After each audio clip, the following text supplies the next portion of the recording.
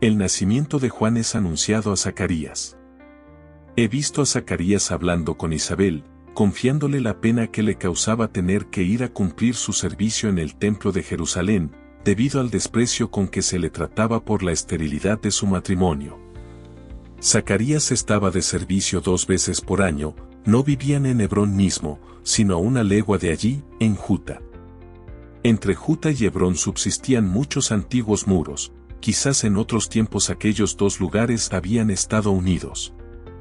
Al otro lado de Hebrón se veían muchos edificios diseminados, como restos de la antigua ciudad que fue en otros tiempos tan grande como Jerusalén. Los sacerdotes que habitaban en Hebrón eran menos elevados en dignidad que los que vivían en Juta. Zacarías era así como jefe de estos últimos y gozaba, lo mismo que Isabel, del mayor respeto a causa de su virtud y de la pureza de su linaje de Aarón, su antepasado. He visto a Zacarías visitar, con varios sacerdotes del país, una pequeña propiedad suya en las cercanías de Juta. Era un huerto con árboles frutales y una casita.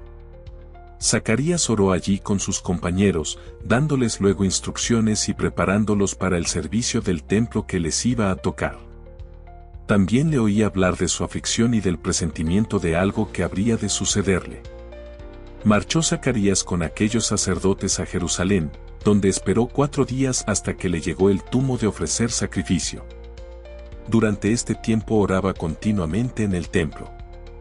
Cuando le tocó presentar el incienso, lo vi entrar en el santuario, donde se hallaba el altar de los perfumes delante de la entrada del Santo de los Santos. Encima de él el techo estaba abierto, de modo que podía verse el cielo. El sacerdote no era visible desde el exterior.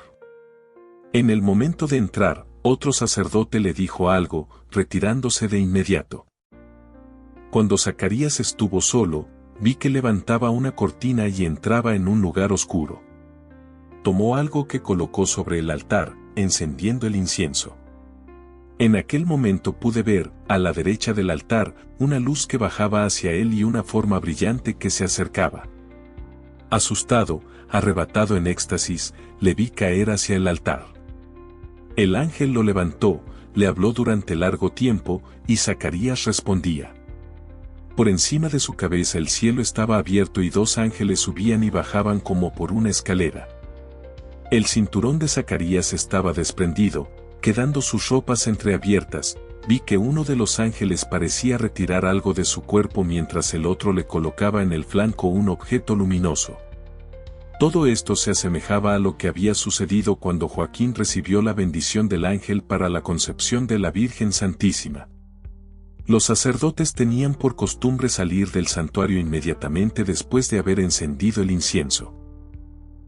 Como Zacarías tardara mucho en salir, el pueblo, que oraba afuera, esperando, empezó a inquietarse, pero Zacarías, al salir, estaba mudo y vi que escribió algo sobre una tablilla.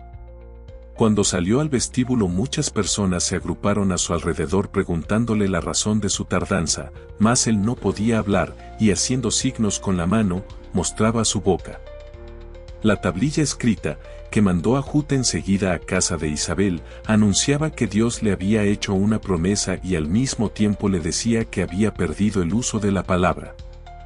Al cabo del tiempo se volvió a su casa. También Isabel había recibido una revelación, que ahora no recuerdo cómo. Zacarías era un hombre de estatura elevada, grande y de porte majestuoso. Noticias acerca de San José. José, cuyo padre se llamaba Jacob, era el tercero entre 6 hermanos. Sus padres habitaban un gran edificio situado poco antes de llegar a Belén, que había sido en otro tiempo la casa paterna de David, cuyo padre, Jesé, era el dueño. En la época de José casi no quedaban más que los anchos muros de aquella antigua construcción. Delante de la casa había un patio anterior rodeado de galerías abiertas como al frente de las casas de la Roma antigua. En sus galerías pude ver figuras semejantes a cabezas de antiguos personajes. Hacia un lado del patio, había una fuente debajo de un pequeño edificio de piedra, donde el agua salía de la boca de animales. La casa no tenía ventanas en el piso bajo, pero sí aberturas redondas arriba. He visto una puerta de entrada. Alrededor de la casa corría una amplia galería, en cuyos rincones había 4 torrecillas parecidas a gruesas columnas terminadas cada una en una especie de cúpula, donde sobresalían pequeños banderines. Por las aberturas de esas cupulitas, a las que se llegaba mediante escaleras abiertas en las torrecillas, podía verse a lo lejos, sin ser visto. Torrecillas, semejantes a estas había en el palacio de David, en Jerusalén. Fue desde la cúpula de una de ellas desde donde pudo mirar a Betsabé mientras tomaba el baño. En lo alto de la casa, la galería corría alrededor de un piso poco elevado, cuyo techo plano soportaba una construcción terminada en otra torre pequeña. José y sus hermanos habitaban en la parte alta con un viejo judío, su preceptor. Dormían alrededor de una habitación colocada en el centro, que dominaba la galería. Sus lechos consistían en colchas arrolladas contra el muro durante el día, separadas entre sí por esteras movibles. Los he visto jugando en su pieza. También vi a los padres, los cuales se relacionaban poco con sus hijos. Me parecieron ni buenos ni malos. José tendría 8 años más o menos. De natural muy distinto a sus hermanos, era muy inteligente y aprendía todo muy fácilmente, a pesar de ser sencillo, apacible, piadoso y sin ambiciones. Sus hermanos lo hacían víctima de toda clase de travesuras y a veces lo maltrataban. Los padres no le mostraban tampoco mayor cariño. Hubieran deseado que empleara su talento en conquistarse una posición en el mundo, pero José no aspiraba a nada de esto.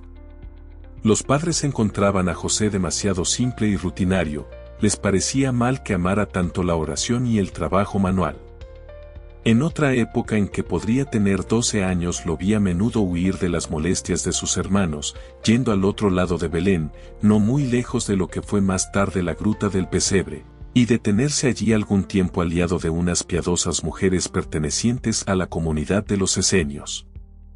Habitaban estas mujeres cerca de una cantera abierta en la colina, encima de la cual se hallaba Belén, en cuevas cavadas en la misma roca. Cultivaban pequeñas huertas contiguas e instruían a otros niños de los esenios. Frecuentemente veía al pequeño José, mientras recitaban oraciones escritas en un rollo a la luz de la lámpara suspendida en la pared de la roca, buscar refugio cerca de ellas para librarse de las persecuciones de sus hermanos.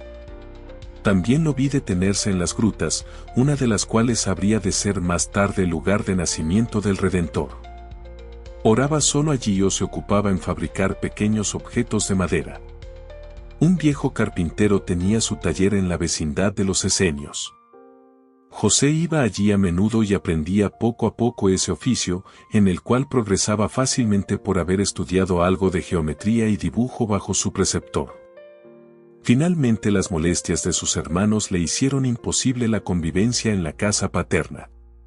Un amigo que habitaba cerca de Belén, en una casa separada de la de sus padres por un pequeño arroyo, le dio ropa con la cual pudo disfrazarse y abandonar la casa paterna, por la noche, para ir a ganarse la vida en otra parte con su oficio de carpintero. Tendría entonces de 18 a 20 años de edad. Primero lo vi trabajando en casa de un carpintero, donde puede decirse que aprendió el oficio. La casa de su patrón estaba construida contra unos muros que conducían hasta un castillo en ruinas, a todo lo largo de una cresta montañosa. En aquella muralla habían hecho sus viviendas muchos pobres del lugar. Allí he visto a José trabajando largos trozos de madera, encerrado entre grandes muros, donde la luz penetraba por las aberturas superiores. Aquellos trozos formaban marcos en los cuales debían entrar tabiques de zarzos.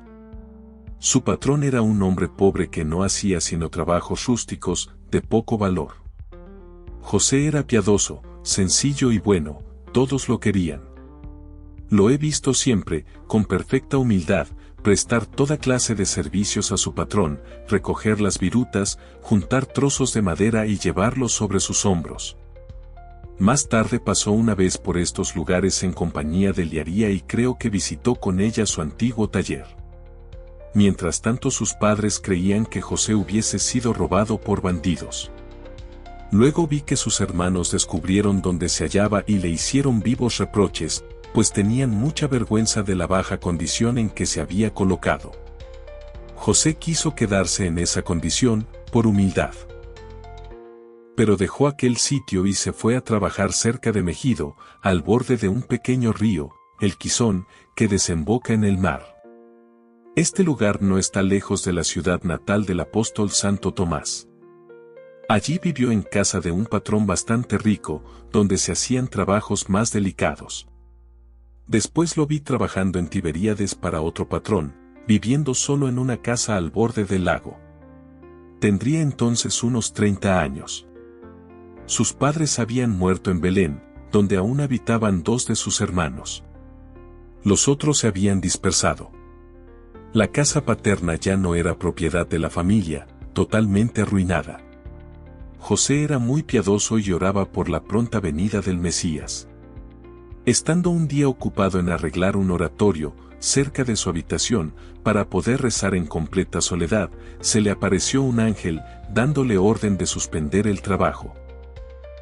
Que así como en otro tiempo Dios había confiado al patriarca José la administración de los graneros de Egipto, ahora el granero que encerraba la cosecha de la salvación habría de ser confiado a su guardia paternal.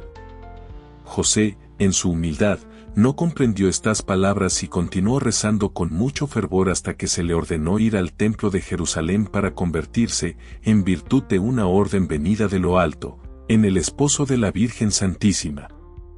Antes de esto nunca lo he visto casado, pues vivía muy retraído y evitaba la compañía de las mujeres.